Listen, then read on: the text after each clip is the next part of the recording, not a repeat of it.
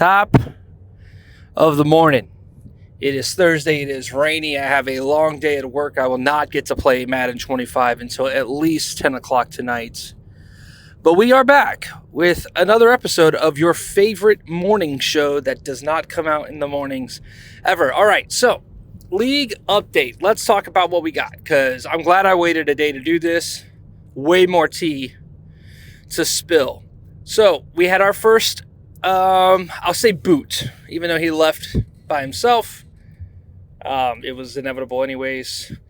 Coach Haddock has left the building, had a 22 ranked 4-2 Indiana team, and was getting the business from OU. And, you know, every time you join a league, it's just different. It's just a different temperature. It's just not like when you're playing with the boys. It's not like random head-to-head. And part of that isn't just rules and or, you know, etiquette on the field, but part of it is like respecting when your opponent's got good stats, because we know that those stats mean something. You know, when we talk about dev traits and awards and stuff like that, it means respecting your opponent to play out the full game and just taking that ass whooping like a man. And then when you're on the other side and you're whipping somebody's ass, you get the same respect. And that's just part of it. And I'm not calling Coach Haddock disrespectful. What I'm saying is I think he was a little green to leagues. And as a result, it just got the better of him. And he's a competitive guy. Nobody likes losing. Everybody in this league is competitive. Everybody has had losing seasons. Everybody's had, you know, big losses and stuff like that. So not here to punch on people or speak ill on people who aren't here to defend themselves, but not something we're looking for in top. And so he made his way out of the league. So Joey is our first aggressor, abuser, I don't know what to call Joey, but he 70-yard touchdown by John Mateer on the option certainly sent Coach Haddock over the edge. So that's that game. That's that news. We do have an opening. There's a couple waitlist guys, so I'll speak to them. But if you do have a friend who is looking to join, this is a decent team with a decent record, 4-3. So available there. Moving on. A couple days ago, there was an absurd game. I'm trying to think, because I definitely already talked about. It wasn't Oregon ASU. It was Oregon UCLA. Pac-12 at night delivered again. Absolutely delivered again. These guys, Ahart and Digga are battling back and forth constantly. Just deep ball after deep ball, seam throw after seam throw.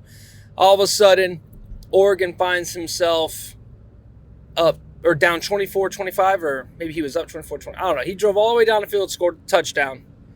And I was like, all right, here it comes.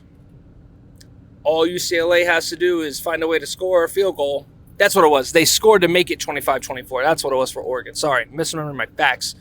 But they did score down to take the lead, but they left a little bit of time on the clock. As a result, UCLA, a couple yards, and then hits a dot. Nico hit a complete dot, right sideline, over double coverage, right in the breadbasket, catches it, falls, sets up a field goal. UCLA wins the game at home. Big upset against a really good Oregon team. Oregon, good football team, definitely championship contender. I think the problem is he's just losing some of the closer matchups. But these are games that, if a one possession had gone different, one catch hadn't happened, Oregon is very realistically looking at being an undefeated team. So that's that. Ahart having a solid season, a little in Digga over here overachieving with UCLA. He's got wins over Utah. He's got wins over Oregon. So Pac-12 is heating up here. P-Town has hurt his thumb. He's cut himself wide the fuck open. So while he is able to kind of play college football, there'll be at least a short-term detriment. He's got a game against Warren this week, so I'm really curious to see, how that matchup goes. Because let's talk about it, right? You got UNC who's sitting here at 8-1, which is crazy. We're like 9 weeks in. UNC hasn't had a bye yet. They'll have 3 byes straight in a row later. We talked about the quarterbacks. That Bryce Baker got all the potential in the world, but this is not to speak ill on Warren's name. I think he's more than enough proven that he's a winner. but they haven't been pretty, right? Needing a last second touchdown drive to beat Clemson on the road is impressive and expected. It's Clemson on the road. Needing a defensive stop to beat a team like Pitt, down for a majority of the game against Boise State. This isn't anything indicative of Warren's skill. It was also pre-patch. So with defense being a little rough, now take having one of the worst defenses in the league. So post-patch and I'm really interested to see how Warren plays, how that team continues to grow. They're definitely a shoe-in for the ACC Conference Championship game. It's just going to be a matter of, can he win it against whoever it ends up being against, whether that's SMU, who they haven't played yet. That was a force win earlier in the year. Or does Clemson make a comeback and force, maybe a more competitive game? So interesting stuff there for that team. So yesterday had some fun games. Texas Tech got their first win over Arkansas.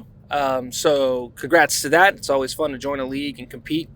And almost blew a pretty big lead within 4 minutes. It was a 24-point lead in 4 minutes, but nonetheless, made it work. Big game, and way to rebound after their desync. I don't know who was winning whenever they desynced, but they decided to run it back, and Texas Tech prevailed. But the big showing yesterday, the big game yesterday, was Notre Dame versus USC. I mean, these are two users that I would say are very similar skill level-wise. As in, on their best day, they can beat anybody in the league, but also it can get messy. And this game started out messy. Notre Dame threw 5 first-half interceptions. At home, down 27-3, with a freshman quarterback just throwing picks constantly. Number 2 on USC's defense had back-to-back interceptions, one of them for a touchdown. Unreal performance by him and the USC defense for that first half. But then USC just kind of started to build. And it would have been Notre Dame started to build momentum. Did make a major mistake going into halftime drive. All you need is points right before the half. You're going to get the football back. And he throws a route to the right side of the field, doesn't get out of bounds, and as a result, the clock comes down to 0 and doesn't stop, and we end up going to the halftime with no points opportunities for Notre Dame. But coming right out, they hit a quick stop route over the middle of the field, I think to a tight end, maybe even wide receiver, I don't know, but whoever he was outran the entire USC defense after that. So big score quick, and then it was just compounding factors, right? Failed fourth down opportunity by USC, couple picks, and then all of a sudden it's 27-24, and USC's got the ball, and they're driving down the field, trying to get it work. They throw a pick, and it looks like it's over. Looks like, a miracle needs to happen. Obviously, USC's got their timeouts, but Notre Dame's got the momentum. They've got the lead at this point. Actually, no. Notre Dame did not have the lead at this point. Sorry, I'm over here misspeaking. I'm at a traffic stop trying to pay attention to something. So they've got the football late. Nope, I'm tripping. God damn it, Brandon. This is a live show. You don't edit. Okay, he had the football, or he had a lead. Notre Dame has the ball and the lead late in the game. They're trying to run this clock down, force timeouts. They throw a pick on a dig route over the middle of the field to USC. USC then is able to score and take the lead on a touchdown pass by Jalen Maiava. And then now it's, 51 seconds and a single timeout. Notre Dame has the football, and they drive down the field, and it is a deep ball, right sideline, touchdown to take the lead with 5 seconds left. So I'm sorry about the miscommunication and everything, but that's what happened. Notre Dame had a chance to seal it, was working on a drive to seal it, threw an interception in their own territory. They're 9th of the day, and then USC was able to score over that, but then left a little bit too much time on the board. So a crazy battle there. Certainly a way to kick off the Notre Dame-USC rivalry that is so famed and big legacy game. So I'm going to be excited to watch that matchup every year next year when it takes place in Southern California. So that'll be fun there. Let's see. Allen and Georgia, South Carolina and Georgia had a fun one. When I say fun, I mean a lot of points were scored. I think at one point I saw 48-38 South Carolina. Allen said the run offense is coming to life, and that's terrifying for anybody that's playing South Carolina.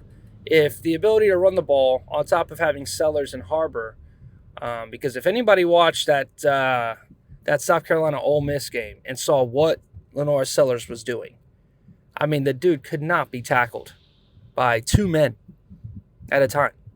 So add in now the fear that Allen might run all over you. Certainly top of the morning for sure. Fuck. Then, we've got some problems out here. So not too much trying to think about some of the other games that occurred. User versus user matches. Bama finally got their kind of first defining win. They were able to beat FSU. I think they were on the road against FSU too. So big road win for a team that's got a big, lengthy, girthy road schedule. So Bama needed that in a bad way because they are certainly falling behind the SEC crowd. Texas is kind of... Let's talk about that real quick. Let's talk about the conferences and maybe some of the conference favorites. So right now I think the top two teams in the SEC have got to be Texas and South Carolina. I think Texas is kind of favored here, but obviously Allen is no stranger to big games, but he also is dealing with some weird internets. He's at his parents' house while they're waiting for some personal things to get figured out so they can buy a new home down there where they just moved. So as a result, there might be a distinct disadvantage there unless Allen has gotten used to the lag. But also Texas is Texas. So I'd say SEC favorite would be Texas. ACC, I think we're looking at a combination of Warren and Doom or Warren and Pitchaz. I don't know exactly how the conference schedules are working themselves out. FSU certainly has taken a number of losses. So I haven't seen any other contenders off the dome, but I think right now the clear favorite is Warren, who has beaten everybody in that conference. So interesting to see. However, he does have some CPU games and some bye weeks, so maybe when it comes conference championship time, he's a little rusty. On the Big 12, Ole Miss has cleared through his user part of his schedule, his only loss being to Penn State. So I think as long as he can be consistent and win these user games, which I expect Khalil to be able to, or the CPU games, Khalil should be able to, I do think we end up seeing Ole Miss in that Big 12 championship. Who will face him is the big question. Auburn is certainly a skill level team that we think can get it done, but they do have a couple weird losses, or maybe one weird loss. I don't know if he has two, but has a loss against Nebraska. Then there's also Joey, OU, who is, outside of, he lost to Texas, but he's Warren's the only person to beat Warren so far this year. And it looks like that offense is in full effect. I mean, he made a guy quit this week, so there's OU. Don't forget A&M, right? A&M does have losses to Ole Miss and Oregon. But Oregon's non-conference. I'll be excited to see what happens if and when he plays Auburn. But yeah, A&M's a good team. So I'd say this is about a 4-horse battle in the Big 12. So there's that. Big 10. We're looking very clearly at an Ohio State-Penn State game. They will play each other this year, so I'm curious to see. That'll be our first little preview. Tennessee is also in this division, but he's not playing too hot. Nebraska, I think, is in the Big 10, and if my brain might be misremembering, but either Nebraska is in the Big 10 or the Big 12, but he is competitive. So Nebraska, a team to definitely watch out for as well. I think Penn State might be the favorite team right now. I think he's got a little bit more things figured out than Ohio State, and I think he's just too big of a team if Nebraska is in that conference. Again, I'm misremembering off the dome here. We don't text and drive. We just mic and drive.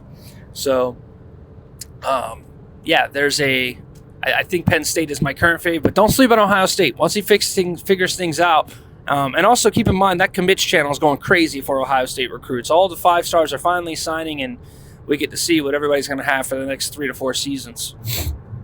And Ohio State's got some dogs joining the team. Let's see. So we did ACC, Big 10, Big 12. We did the SEC. All right, so finally the Pac-12. This is an interesting one, right? Because I would say right now the 2 top teams in the Pac-12 are ASU and Utah.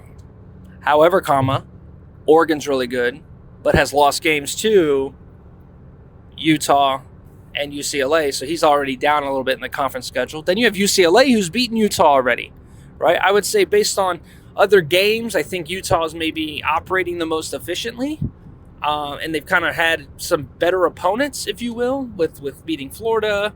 Well, they both beat Oregon, so there's that.